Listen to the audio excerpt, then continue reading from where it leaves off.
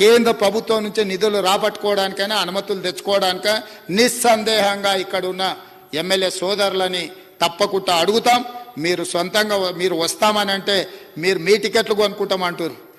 మా టికెట్లు మీరు కొన్నా కూడా మాకేం అభ్యంతరం లేదు. ఎందుకంటే ప్రభుత్వం జర అప్పులలో ఉంది, ఖర్చులలో ఉంది ప్రభుత్వం.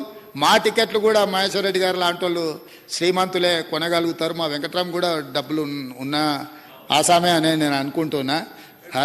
హరీష్ అయితే కొంచెం కష్టాలలో ఉన్నాడు, కానీ వెంకటరమణ అండ్ మహేష్ ఇద్దరు ఆర్థికంగా స్థితిమంతులే, శ్రీమంతులే. వాళ్ళందరూ కూడా రెడీ హాస్టల్ స్టూడెంట్సే.